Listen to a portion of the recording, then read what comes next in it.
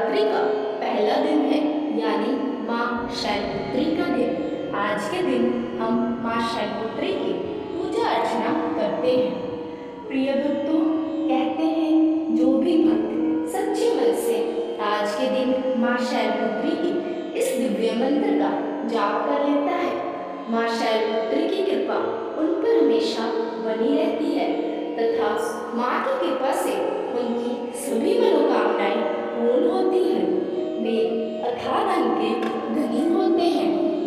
उनको कभी भी किसी भी चीज की कोई कमी महसूस नहीं होती है। वे पूर्णतः सफल होते हैं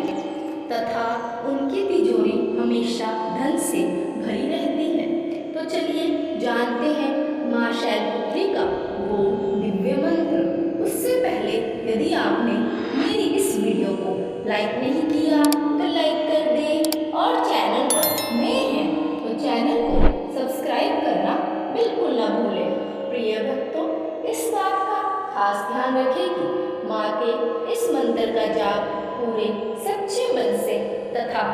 108 बार गुण करें, तभी आपको इसका लाभ मिलता है, अन्यथा नहीं। मंत्र वंदे वाञ्छितलाभाय चन्द्रार्धकृतशेखरां वृषारूढां शूलधरां शैलपुत्रीं यशस्विनीं। वंदे वाञ्छितलाभाय चन्द्रार्धकृतशेखरां वृषारूढां शूलधरां शैलपुत्रीं यशस्विनीं। वंदे वाञ्छितलाभाय चन्द्रार्धकृतशेखरां वृषारूढां शूलधरां शैलपुत्रीं यशस्विनीं। वंदे वाञ्छितलाभाय चन्द्रार्धकृतशेखरां वृषारूढां शूलधरां शैलपुत्रीं यशस्विनीं। वंदे वाञ्छितलाभाय चन्द्रार्धकृतशेखरां वृषारूढां शूलधरां शैलपुत्रीं यशस्विनीं। वंदे वाञ्छितलाभाय चन्द्रार्धकृतशेखरां वृषारूढां शूलधरां शैलपुत्रीं यशस्विनीं। वंदे वाञ्छितलाभाय चन्द्रार्धकृतशेखरां वृषारूढां शूलधरां शैलपुत्रीं यशस्विनीं। वंदे वाञ्छितलाभाय चन्द्रार्धकृतशेखरां वृषारूढां शूलधरां शैलपुत्रीं यशस्विनीं। वंदे वाञ्छितलाभाय चन्द्रार्धकृतशेखरां वृषारूढां शूलधरां शैलपुत्रीं यशस्विनीं। वंदे वाञ्छितलाभाय चन्द्रार्धकृतशेखरां वृषारूढां शूलधरां शैलपुत्रीं यशस्विनीं। वंदे वाञ्छितलाभाय चन्द्रार्धकृतशेखरां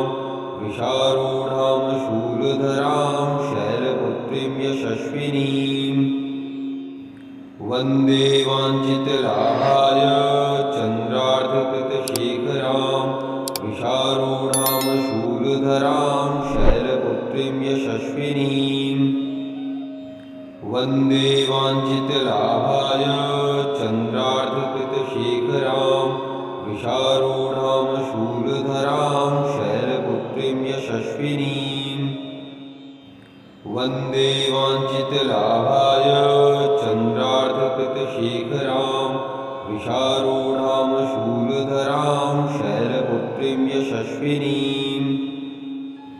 वंदे वाञ्छितलाभाय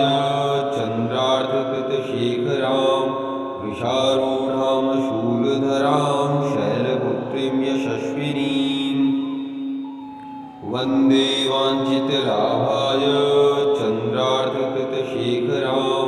वृषारूढां शूलधरां शैलपुत्रीं यशस्विनीं। वंदे वाञ्छितलाभाय चन्द्रार्धकृतशेखरां वृषारूढां शूलधरां शूलधरां शैलपुत्रीं यशस्विनीम् वन्दे वाञ्छितलाभाय चन्द्रार्धकृतशेखरां वृषारूढां शूलधरां शैलपुत्रीं यशस्विनीम् वन्दे वाञ्छितलाभाय चन्द्रार्धकृतशेखरां वृषारूढां शूलधरां शैलपुत्रीं यशस्विनीम् वन्दे वाञ्छितलाभाय चन्द्रार्धकृतशेखरां वृषारूढां शूलधरां शैलपुत्रीं यशस्विनीम् वन्दे वाञ्छितलाभाय चन्द्रार्धकृतशेखरां वृषारूढां शूलधरां शैलपुत्रीं यशस्विनीम् वन्दे वाञ्छितलाभाय चन्द्रार्धकृतशेखरां वृषारूढां शूलधरां शैलपुत्रीं यशस्विनीम्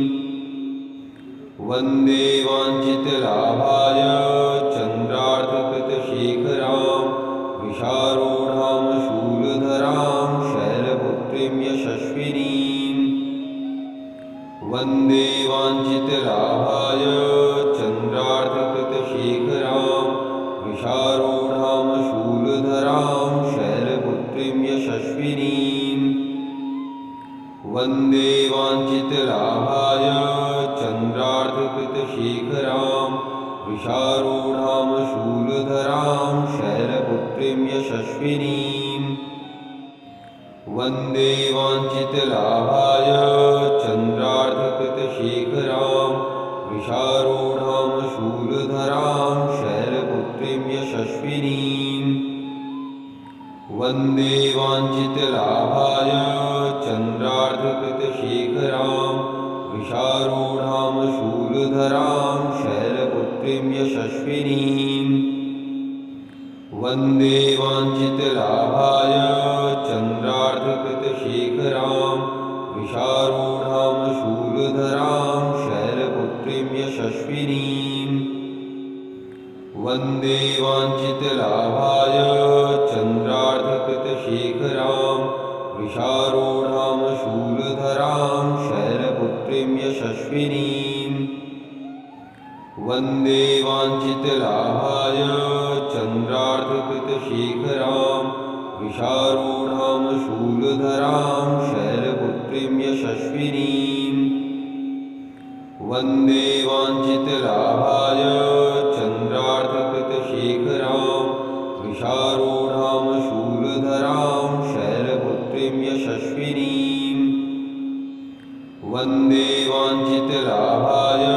चन्द्रार्धकृतशेखरां वृषारूढां शूलधरां शैलपुत्रीं यशस्विनीम् वन्दे वाञ्छितलाभाय चन्द्रार्धकृतशेखरां वृषारूढां शूलधरां शैलपुत्रीं यशस्विनीम् वन्दे वाञ्छितलाभाय चन्द्रार्धकृतशेखरां वृषारूढां शूलधरां शैलपुत्रीं यशस्विनीम् वन्दे वाञ्छितलाभाय चन्द्रार्धकृतशेखरां वृषारूढां शूलधरां शैलपुत्रीं यशस्विनीम् वन्दे वाञ्छितलाभाय चन्द्रार्धकृतशेखरां वृषारूढां शूलधरां शैलपुत्रीं यशस्विनीम् वन्दे वाञ्छितलाभाय चन्द्रार्धकृतशेखरां वृषारूढां शूलधरां शैलपुत्रीं यशस्विनीम् वन्दे वाञ्छितलाभाय चन्द्रार्धकृतशेखरां वृषारूढां शूलधरां शैलपुत्रीं यशस्विनीम् वन्दे वाञ्छितलाभाय चन्द्रार्धकृतशेखरां वृषारूढां शूलधरां शैलपुत्रीं यशस्विनीम् वन्दे वाञ्छितलाभाय चन्द्रार्धकृतशेखरां वृषारूढां शूलधरां शैलपुत्रीं यशस्विनीम् वन्दे वाञ्छितलाभाय चन्द्रार्धकृतशेखरां वृषारूढां शूलधरां शैलपुत्रीं यशस्विनीम् वन्दे वाञ्छितलाभाय चन्द्रार्धकृतशेखरां वृषारूढां शूलधरां शैलपुत्रीं यशस्विनीम् वन्दे वाञ्छितलाभाय चन्द्रार्धकृतशेखरां वृषारूढां शूलधरां शैलपुत्रीं यशस्विनीम् वन्दे वाञ्छितलाभाय चन्द्रार्धकृतशेखरां वृषारूढां शूलधरां शैलपुत्रीं यशस्विनीम् वन्दे वाञ्छितलाभाय चन्द्रार्धकृतशेखरां वृषारूढां शूलधरां शैलपुत्रीं यशस्विनीम् वन्दे वाञ्छितलाभाय चन्द्रार्धकृतशेखरां वृषारूढां शूलधरां शैलपुत्रीं यशस्विनीम् वन्दे वाञ्छितलाभाय चन्द्रार्धकृतशेखरां वृषारूढां शूलधरां शैलपुत्रीं यशस्विनीम् वन्दे वाञ्छितलाभाय चन्द्रार्धकृतशेखरां वृषारूढां शूलधरां शैलपुत्रीं यशस्विनीम् वन्दे वाञ्छितलाभाय चन्द्रार्धकृतशेखरां वृषारूढां शूलधरां शैलपुत्रीं यशस्विनीम् वन्दे वाञ्छितलाभाय चन्द्रार्धकृतशेखरां वृषारूढां शूलधरां शैलपुत्रीं यशस्विनीम् वन्दे वाञ्छितलाभाय चन्द्रार्धकृतशेखरां वृषारूढां शूलधरां शैलपुत्रीं यशस्विनीम् वन्दे वाञ्छितलाभाय चन्द्रार्धकृतशेखरां वृषारूढां शूलधरां शैलपुत्रीं यशस्विनीम् वन्दे वाञ्छितलाभाय चन्द्रार्धकृतशेखरां वृषारूढां शूलधरां शैलपुत्रीं यशस्विनीम् वन्दे वाञ्छितलाभाय चन्द्रार्धकृतशेखरां वृषारूढां शूलधरां शैलपुत्रीं यशस्विनीम् वन्दे वाञ्छितलाभाय चन्द्रार्धकृतशेखरां वृषारूढां शूलधरां शैलपुत्रीं यशस्विनीम् वन्दे वाञ्छितलाभाय चन्द्रार्धकृतशेखरां वृषारूढां शूलधरां शैलपुत्रीं यशस्विनीम् वन्दे वाञ्छितलाभाय चन्द्रार्धकृतशेखरां वृषारूढां शूलधरां शैलपुत्रीं यशस्विनीम् वन्दे वाञ्छितलाभाय चन्द्रार्धकृतशेखरां वृषारूढां शूलधरां शैलपुत्रीं यशस्विनीम् वन्दे वाञ्छितलाभाय चन्द्रार्धकृतशेखरां वृषारूढां शूलधरां शैलपुत्रीं यशस्विनीम् वन्दे वाञ्छितलाभाय चन्द्रार्धकृतशेखरां वृषारूढां शूलधरां शैलपुत्रीं यशस्विनीम् वन्दे वाञ्छितलाभाय चन्द्रार्धकृतशेखरां वृषारूढां शूलधरां शैलपुत्रीं यशस्विनीम् वन्दे वाञ्छितलाभाय चन्द्रार्धकृतशेखरां वृषारूढां शूलधरां शैलपुत्रीं यशस्विनीम् वन्दे वाञ्छितलाभाय चन्द्रार्धकृतशेखरां वृषारूढां वृषारूढां शूलधरां शैलपुत्रीं यशस्विनीं वन्दे वाञ्छितलाभाय चन्द्रार्धकृतशेखरां वृषारूढां शूलधरां शैलपुत्रीं यशस्विनीं वन्दे वाञ्छितलाभाय चन्द्रार्धकृतशेखरां वृषारूढां शूलधरां शैलपुत्रीं यशस्विनीं वन्दे वाञ्छितलाभाय चन्द्रार्धकृतशेखरां वृषारूढां शूलधरां शैलपुत्रीं यशस्विनीं वन्दे वाञ्छितलाभाय चन्द्रार्धकृतशेखरां वृषारूढां शूलधरां शैलपुत्रीं यशस्विनीं वन्दे वाञ्छितलाभाय चन्द्रार्धकृतशेखरां वृषारूढां शूलधरां शैलपुत्रीं यशस्विनीं वन्दे वाञ्छितलाभाय चन्द्रार्धकृतशेखरां वृषारूढां शूलधरां शैलपुत्रीं यशस्विनीं वन्दे वाञ्छितलाभाय चन्द्रार्धकृतशेखरां वृषारूढां शूलधरां शैलपुत्रीं यशस्विनीं वन्दे वाञ्छितलाभाय चन्द्रार्धकृतशेखरां वृषारूढां शूलधरां शैलपुत्रीं यशस्विनीं वन्दे वाञ्छितलाभाय चन्द्रार्धकृतशेखरां वृषारूढां शूलधरां शैलपुत्रीं यशस्विनीं वन्दे वाञ्छितलाभाय चन्द्रार्धकृतशेखरां वृषारूढां शूलधरां शैलपुत्रीं यशस्विनीं वन्दे वाञ्छितलाभाय चन्द्रार्धकृतशेखरां वृषारूढां शूलधरां शैलपुत्रीं यशस्विनीं वन्दे वाञ्छितलाभाय चन्द्रार्धकृतशेखरां वृषारूढां शूलधरां शैलपुत्रीं यशस्विनीं वन्दे वाञ्छितलाभाय चन्द्रार्धकृतशेखरां वृषारूढां शूलधरां शैलपुत्रीं यशस्विनीं वन्दे वाञ्छितलाभाय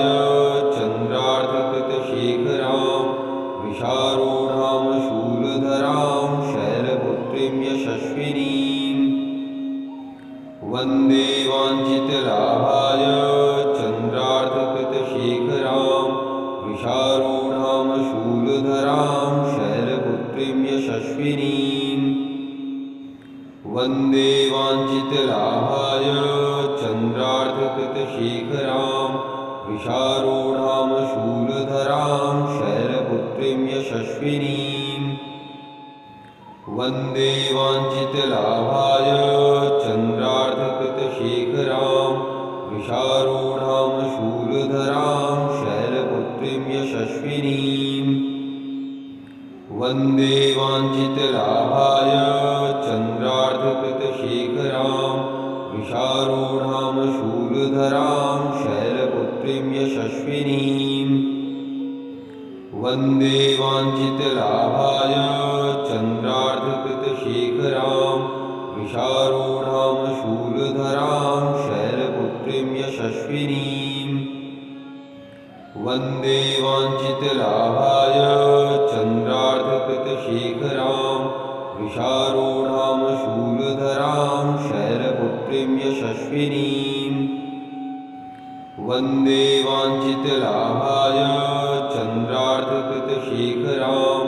वृषारूढां शूलधरां शैलपुत्रीं यशस्विनीं वन्दे वाञ्छितलाभाय चन्द्रार्धकृतशेखरां वृषारूढां शूलधरां शैलपुत्रीं यशस्विनीं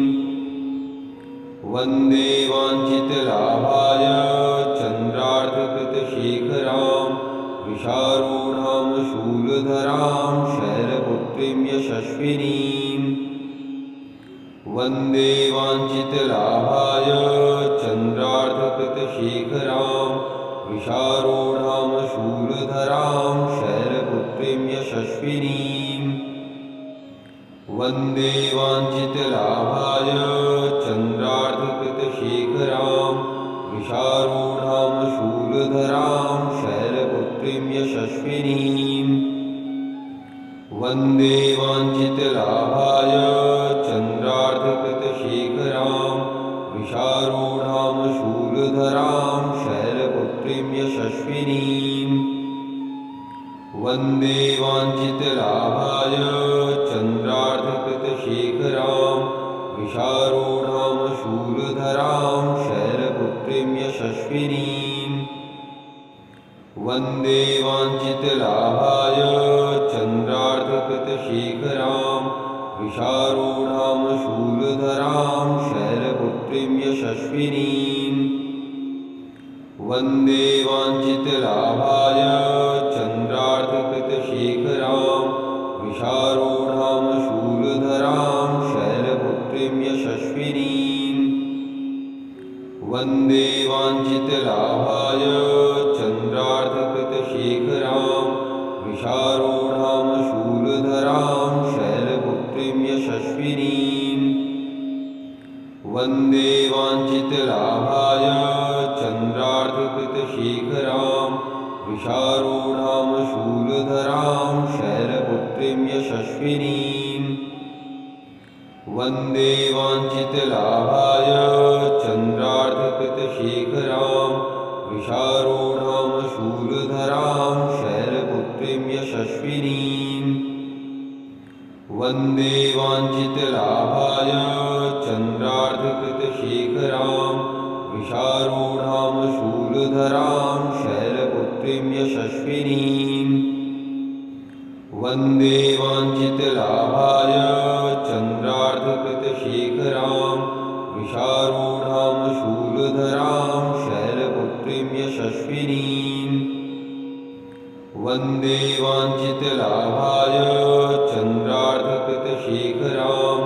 वृषारूढां शूलधरां शैलपुत्रीं यशस्विनीम् वन्दे वाञ्छितलाभाय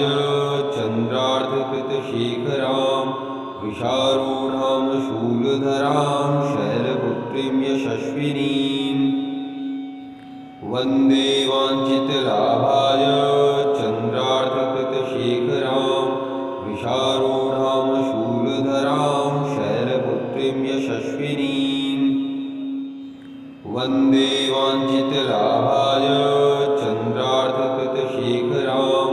वृषारूढां शूलधरां शैलपुत्रीं यशस्विनीम् वन्दे वाञ्छितलाभाय चन्द्रार्धकृतशेखरां वृषारूढां शूलधरां शैलपुत्रीं यशस्विनीम् वन्दे वाञ्छितलाभाय